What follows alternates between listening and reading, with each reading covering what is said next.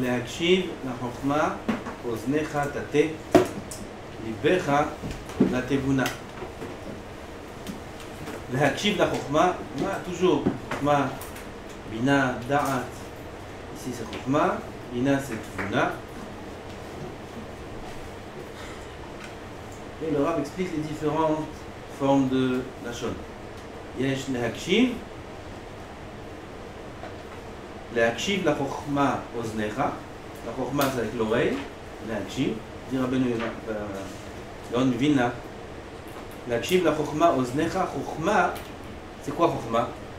מה שאדם מקבל מרבו. איפה פה איתם? אז כאן?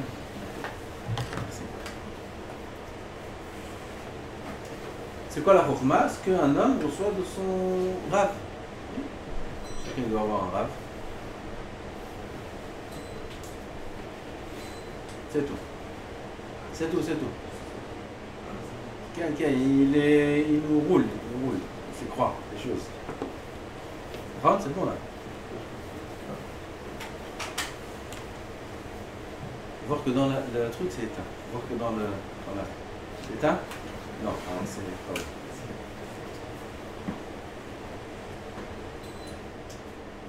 Mazé Chokhma, on a dit ce qu'un homme reçoit de son maître, de son Rav. Son Rav, il lui enseigne les dinim, il lui enseigne la Gemara, il lui enseigne des Chokhmot, il lui enseigne du Moussar. Il entend. לכן אמר להקשיב לחוכמה אוזניך. מה זה להקשיב? לקבל. Il y a entendre, écouter. On peut écouter beaucoup de chokhma, on peut entendre. On n'est pas mekabel. On ne stocke pas ce qu'on entend. J'ai entendu un shiur, j'ai oublié. J'ai étudié une souga, le Rav m'a expliqué, il a fait un mahalach, j'ai oublié. Ah, ça doit être shafta. Shamata. T'as entendu? Mais sous la forme de rentre dans une ça sort de l'autre. C'est bien, לשמוע, זה שמעת, אבל להקשיב, dire רבנו יונה, זה לקבל. comme disent חכמים, עשה אוזניך כאפרכסת. Comment on doit être l'oreille au moment d'un shiur, au moment qu'un homme reçoit de son Rav? Il doit être comme un entonnoir. Oui, tu sais quoi l'entonnoir? Entonnoir? Un entonnoir, ça sert à beaucoup de choses, ça sert à un entonnoir. Un entonnoir, ça sert déjà à mettre une grande quantité dans un petit trou, oui, il y a une bouteille, je mets un entonnoir, comme ça je peux verser beaucoup facilement et tout se dirige là-bas. Oui, donc déjà, et capte tout, comme un radar, capte tout. En entonnoir aussi, ça fait qu'il n'y a pas des choses qui tombent à côté, qui sont perdues, tout tombe dedans. Je peux verser fort, beaucoup, tout va être dirigé dans la bouteille. Pareil, il faut que les oreilles soient un entonnoir. Et l'oreille large, écoute bien ce qu'ils disent les chachamim, ce qu'il dit le Rav. Le Rav, ça peut être aussi le livre. Écoute bien, large. Et dirige tout dans le même point. Ne perds pas des choses à côté. Tout. Chaque mot qu'ils disent les chachamim, comme Rav Ben Zion, les grands chachamim, chaque mot qu'ils disent est pesé. Il est précis. Pourquoi il a dit tel mot? Pourquoi Rashi il a dit tel mot? Quand j'étais dans les Rishonim, dans l'Achronim. Pourquoi tel mot? Pourquoi tel mot? Ça, qui c'est qui va faire attention à ça? C'est celui qui a une oreille comme un entonnoir. Il veut tout récupérer. L'akhiv, la chokhma, oznecha. Pour être comme ça, il faut avoir soif de chokhma. Quelqu'un qui n'a pas soif de chokhma, il a le bouchon de la bouteille, il est fermé. Il met un entonnoir dessus, il verse des tonnes, chokhma, des rabbanim, des shiurim, il n'y a rien qui. Même pas une goutte à prendre dans la bouteille. Il n'a même pas ouvert la bouteille. Il ouvre déjà la bouteille. Après, la bouteille, il faut qu'elle soit vide pour que quelque chose rentre. Lui, il est plein de. Il y a plein d'huile. Il n'y a rien qui va couler. Toute l'eau va aussi déborder. Il faut vider. Il faut que tu sois un clic qui boule. Comme là, à Shavuot, quand je vous donner la Torah à Shavuot, il faut être un récit. Tac. faut être un réceptacle. Un réceptacle, ça suffit pas. Le réceptacle, déjà, il faut qu'il soit entier, il faut qu'il soit propre, il faut qu'il soit grand, il faut qu'il soit vide. Oui, réceptacle, on est tous des réceptacles. Dans quel, comment il est, dans quel état il se trouve ce réceptacle-là. Tout ce qu'on parle, c'est après qu'un homme est bien un réceptacle, ça veut dire après qu'on a appliqué Heve Shote Betsama et Divrehem. D'abord, Heve Shote Betsama et Divrehem. Il faut boire les paroles des Chachamim avec soif. Il faut être assoiffé de Torah. Pour être assoiffé de Torah, il faut avoir des bonnes midotes. Alors d'abord, il faut être très très anav. Oui, il y a des étapes. Un homme qui est très anav, il est très soumis. Il connaît la grandeur de la Torah. Il connaît la grandeur des Chachamim. Ça, c'est la anava d'abord. Ça va éveiller chez lui la soif de la connaissance. Parce que maintenant qu'il a compris combien la Torah est grande, combien Hachem est puissant, combien l'homme est petit, combien on a de devoirs sur cette terre-là, tout ça, ça vient de la anava. Alors va s'éveiller en lui la soif.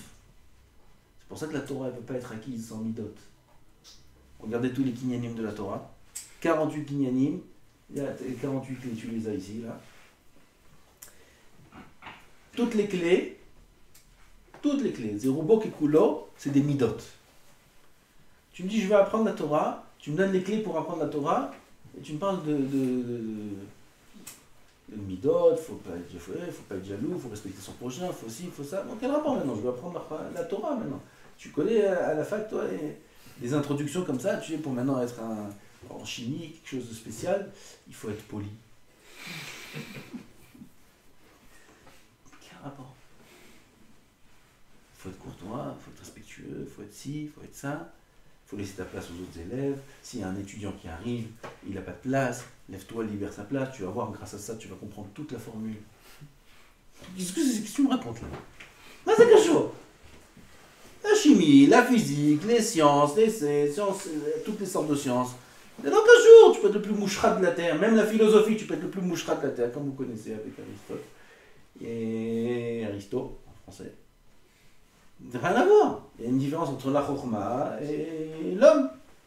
Rien à voir. Torah, c'est autre chose. Torah, c'est Hachem. C'est Hachem qui donne la Torah. C'est Hachem lui-même, la Torah. Ça, c'est autre chose. Il a des conditions. Pour connaître la Torah, il faut être anav. Pour travailler les midot, il faut être soumis à la Torah, il faut être soumis à Hachem. Alors on a dit, quelqu'un qui arrive à atteindre un petit peu au moins de soumission, alors il éveille un petit peu sa soif. Il commence, il est dans les ignanim.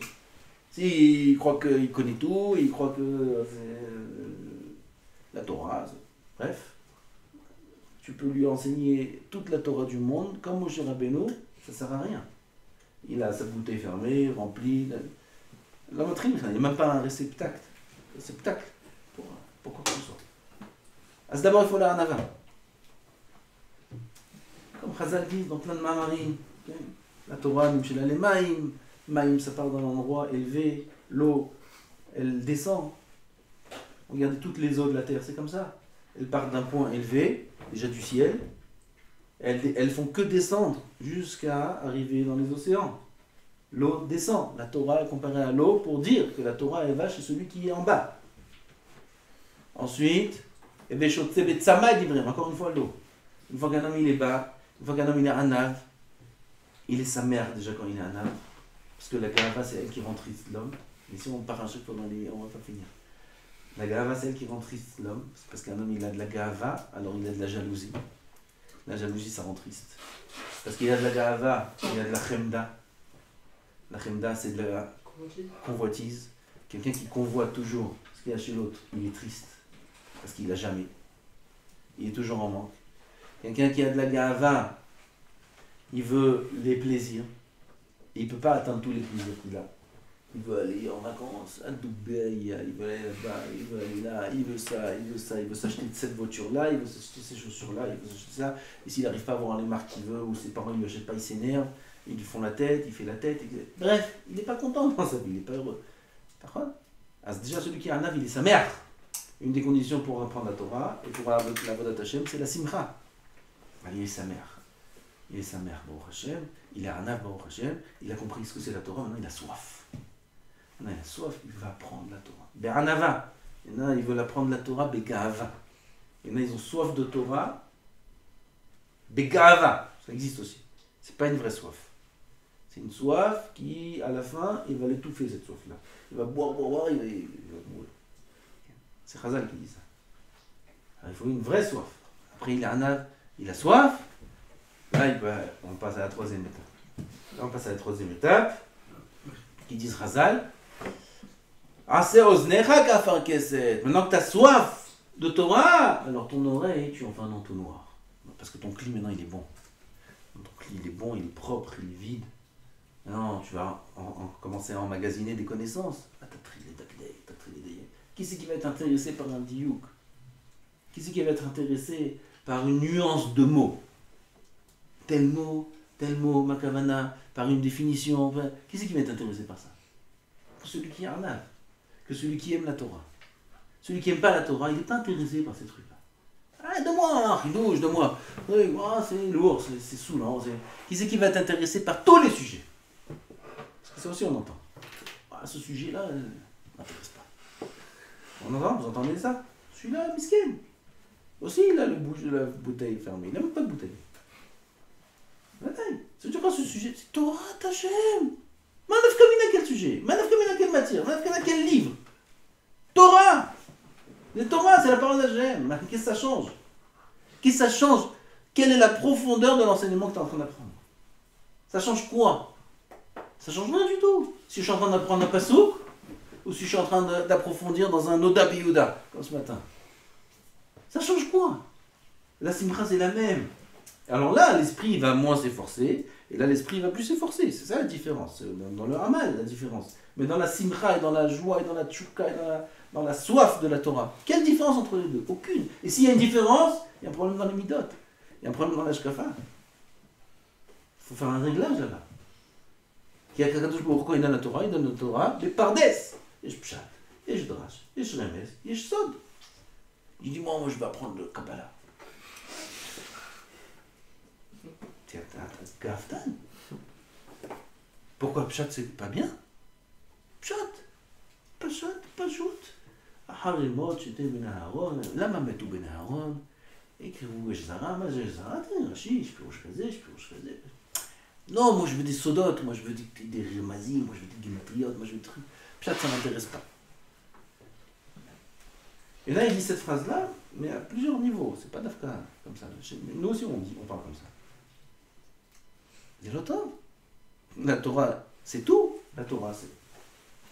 Il faut le tout. Pshat, drash, remessot. Là, c'est moins de Hamal, là, c'est plus de Hamal. C'est pas parce qu'il y a moins de Hamal que c'est moins chachouv, la four. Plus c'est simple, et plus c'est profond. La four.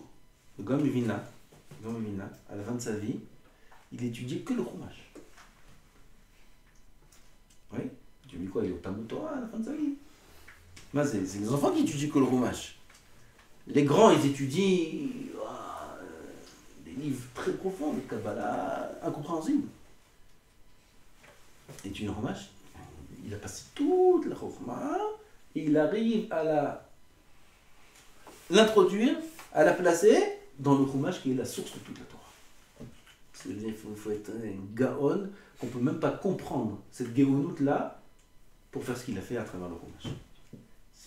C'est au-delà de toute imagination. Une Géonoute pareille. De lire les psukim de la Torah et de sortir de chaque pasuk toute la Torah. Toute la Torah dans ses sodotes. Pas toute la Torah et les drachot, oui. Il y en a, quand on était jeunes, on faisait ce mifran-là.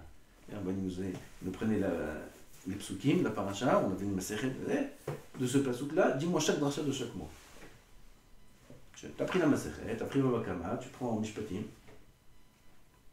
et chaque pasouk, tu dis ce mot-là, ça, ce mot-là, ça, ce mot-là. C'est facile, c'est bien déjà. Ah ben, c'est pas ça à ce niveau. Pas quand il lisait le pasouk, il sortait les drachot du chasse. C'est pas joute, ça, c'est pour les enfants. Et là, il lisait les psukim, il sortait toutes les sodotes de la Torah. Tout. Ah, vachalon. Ça, c'est ce qu'il dit le pasuk.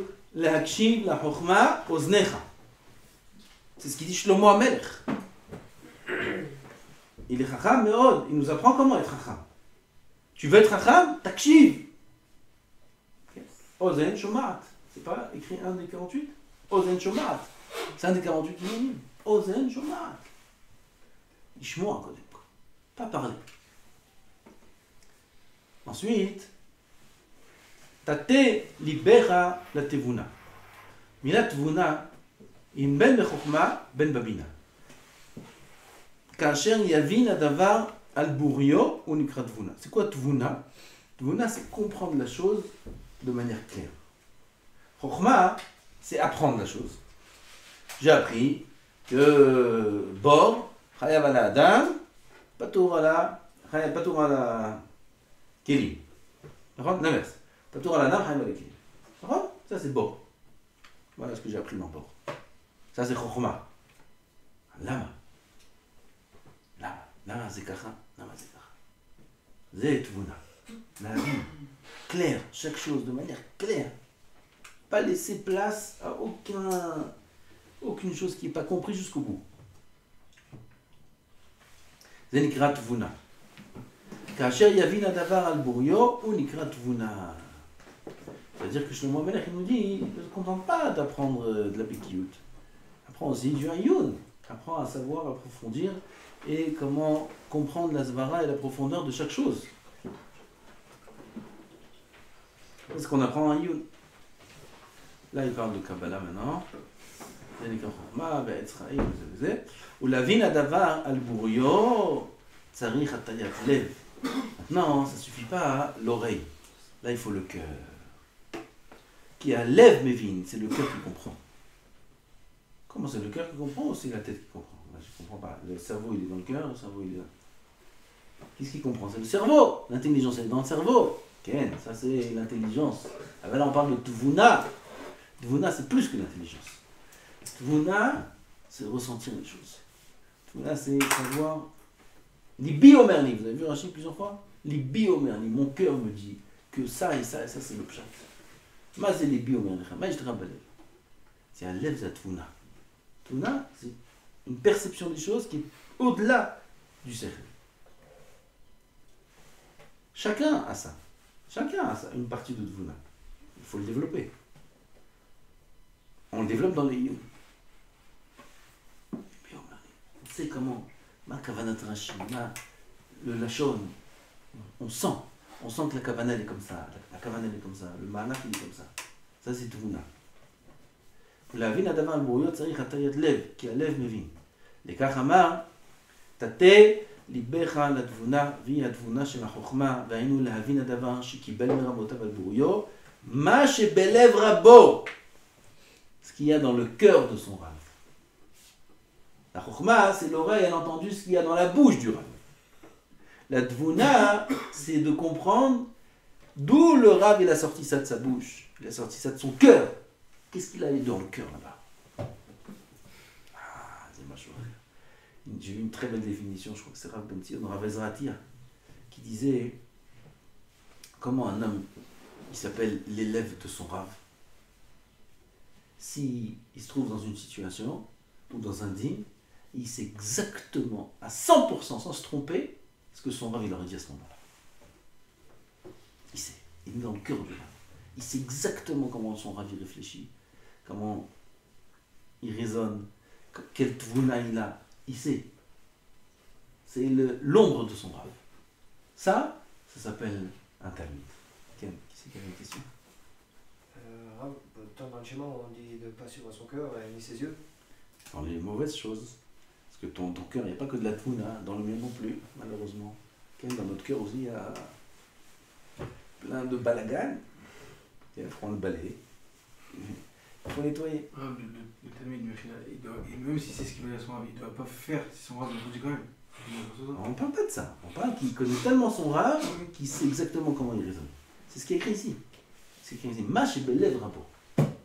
Shem Zakim.